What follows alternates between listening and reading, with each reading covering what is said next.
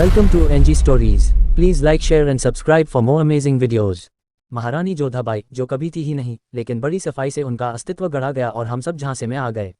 जब भी कोई हिंदू राजपूत किसी मुगल की गद्दारी की बात करता है तो कुछ मुगल प्रेमियों द्वारा उसे जोधाबाई का नाम लेकर चुप कराने की कोशिश की जाती है।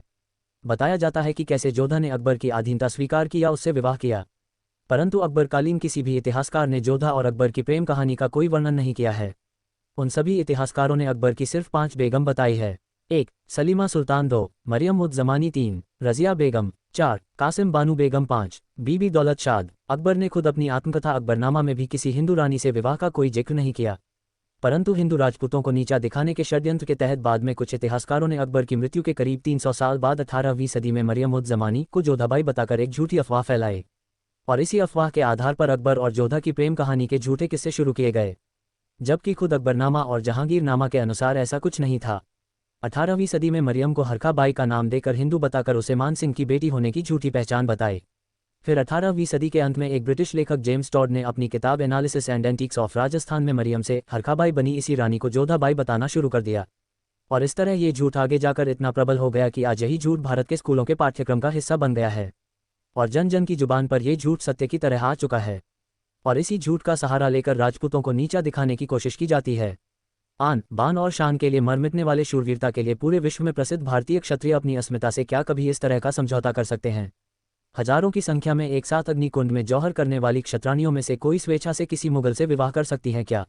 जोधा और अकबर की प्रेम कहानी पर केंद्रित अनेक फिल्में और टीवी धारावाहिक मेरे मन की टीस को और ज्यादा बढ़ा देते हैं।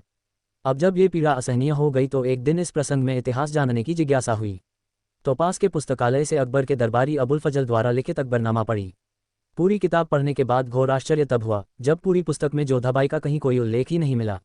अन्य ऐतिहासिक ग्रंथ तुजु के जहांगीरी जो जहांगीर की आत्मकथा है, इसमें भी आश्चर्यजनक रूप से जहांगीर ने अपनी मां जोधाबाई का एक भी बार जिक्र नहीं किया। हाँ, कुछ स्थानों पर हीर कुंवर और हरकाबाई का जिक्र जरूर था। कुछ और पुस्तकों और इंटरनेट पर उपलब्ध जानकारी के पश्चात हकीकत सामने आई कि जोधाबाई का पूरे इतिहास में कहीं कोई जिक्र या नाम नहीं है। इस खोजबीन में एक नई बात सामने आई जो बहुत चौंकाने वाली है। इतिहास में दर्ज कुछ तथ्यों के आधार पर पता चला कि आमेर के राजा भारमल को दहेज में रुकमा नाम की एक पसियन दासी भेंट की गई थी, जिसकी एक छोटी पुत्री भी थी। रुकमा की बेटी होने के कारण उस लड़की को रुकमा बिट्टी नाम से बुलाते थे। आमेर की महारानी ने रुकमा बिट्टी को हीर कुंवर नाम दिया, चूंकि हीर कुंवर का लालन पालन राजपूताना में हुआ, इसलिए वह राजपूतों के रीति रिवाजों से भली भांति परिचित थी। राजा भारमल उसे कभी हीर कुंवर नहीं तो कभी हरका कहकर बुलाते थे।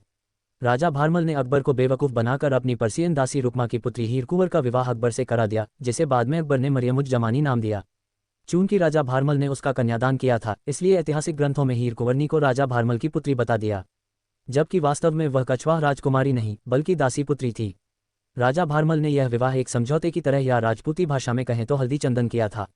इस विवाह के विषय में अरब में बहुत सी किताबों में लिखा है। इसी तरह ईरान के मल्लिक नेशनल संग्रहालय एंड लाइब्रेरी में रखी किताबों में एक भारतीय मुगल शासक का विवाह एक पर्सियन दासी की पुत्री से करवाए जाने की बात लिखी है। अकबर-ए-महुरियत में ये साफ साफ लिखा है कि हमें इस हिंदू निकाह पर संदेह है, क्योंकि निकाह के वक्त राजभवन में किसी की आंखों में आंसू नहीं थे और न ही हिंदू गोद भराई की रस्म हुई थी। सिख धर्म गुरु अर्जुन और गुरु गोविंद सिंह ने इस विवाह के विषय में कहा था कि क्षत्रियों को अब तलवारों और बुद्धि दोनों का इस्तेमाल करना आता है। भारतीय राजाओं के दरबारों में राव और भाटों का विशेष स्थान होता था। वे राजा के इतिहास को लिखते थे और विरदावली गाते थे। उन्होंने साफ साफ लिखा है, गढ़ आमेर आई तुर्कान फौज ले ग्याली पसवान कुमारी, रान राजा राजपूता ले ली इतिहासा पहली बार ले बिन लड़िया जीत। मतलब आमेर किले में मुगल फौज आती है और एक दासी की पुत्री को ब्याह कर ले जाती है। हे रण के लिए पैदा हुए राजपूतों, तुमने इतिहास में ले ली बिना लड़े पहली जीत। ये ऐसे कुछ तथ्य हैं जिनसे एक बात समझ आती है कि किसी ने जानबूझकर गौरवशाली क्षत्रिय समाज को नीचा दिखाने के उद्देश्य से ऐतिहासिक तथ्यों से छेड़छाड़ की और यह को प्रयास अभी भी जारी है। लेकिन अब ये षड्यंत्र अधिक दिन नहीं चलेगा। हमें गर्व है अपने इतिहास पर। ऐसे ही हमारे साथ जुड़े रहे और हमारा चैनल सब्सक्राइब करें। धन्यवाद।